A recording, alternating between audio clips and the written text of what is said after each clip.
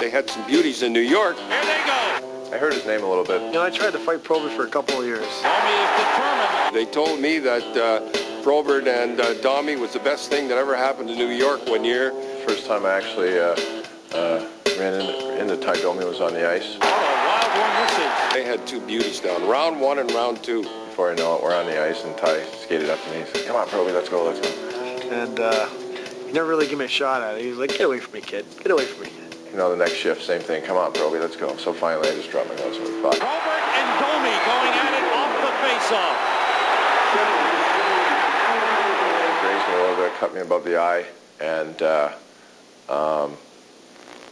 it didn't hurt or anything like that, but it didn't look good. He hit me a few times, but you know, I got him a few times too, and I ended up getting lucky. And sometimes in a fight, you get cut. You know, it doesn't matter if you win or lose. Sometimes somebody gets cut. You know, if you hit the guy in the right spot or whatever. And I ended up cutting him and making a big deal about it and doing the WWF thing. And I was a little pissed off at that. You know, it was uncalled for. And I looked at him as being a young, cocky kid. But I guess we're all cocky at that age. When you make fun of the other guy after a fight night, you don't have any respect. I personally can't stand the showboating or the entertaining aspect of players after a fight. If they win the fight and they go to the penalty box with their hand up in the air, they're number one, or smiling, or you know, whatever. I just think it's a sign of a young, cocky hockey player, and players like that, unless they change, which they usually do, they usually don't last long in the league. I put Probert and Domi in the super heavyweight. That fight, I think, was a media circus. a reporter in Toronto, Scott Morrison, called me in New York. It was, started out in New York, and then the Detroit papers jumped all over it.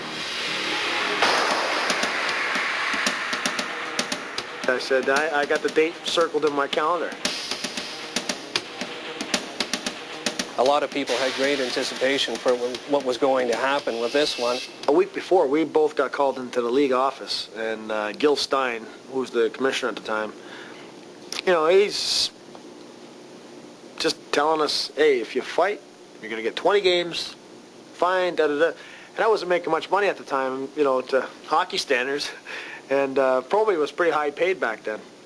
And I'm thinking to myself, like, why is this guy telling us we can't fight? It's part of our game. It's funny because that day, the game day in New York, I don't think I said any words to anybody else on our team. And once we got down to the arena, it was like, didn't talk to anybody. The night before that game, I can remember, I didn't sleep at all, hardly a wink. And in the afternoons, you have an afternoon nap. I didn't sleep at all, not a wink. I just remember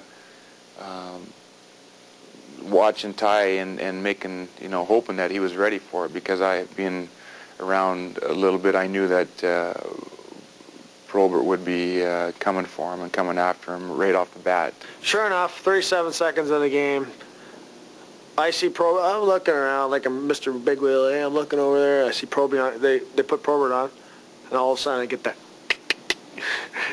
I get tapped on the shoulder by Roger Nielsen, and as soon as I stepped over the boards, the whole place was just going nuts. I'm lined up for face-off, and I don't remember who the coach was at the time in New York, but they pulled off the right winger, put Ty out there. So, obviously, somebody wanted to see something.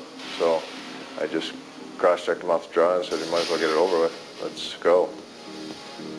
I look at him. Let's get it over with. Probably 20 games sound pretty familiar to you? I'm like, what the heck's this guy thinking, right? I said, let's do it later, He goes, let's just get over with. His gloves are off, he's swinging. I'm like, what the heck's going on here? I was totally not ready for it. I'm thinking we're going to go later, right? I should have known. I'm so stupid. And hung in there, and it was a hell of a fight, and I'm sure everybody was happy to see it. You do develop a real respect. As long as the guy's, after a fight, he doesn't act like a jerk, and he doesn't do stupid things in the fight, like gouge your eyes or something like that. Yeah, you do have. I mean, you see Ty and Probert now, lots of respect. He's a good guy. You know, I got to know him over the years since, and we became friends, and, you know, we're still playing, and you never know. You know, he does something to one of my teammates or something, or, you know, he wants to get it on one night, or I want to get it on, you know, you still might do it. Who knows? You know, if I go and run somebody on his team, I'm sure he'll be right there in my face, and vice versa.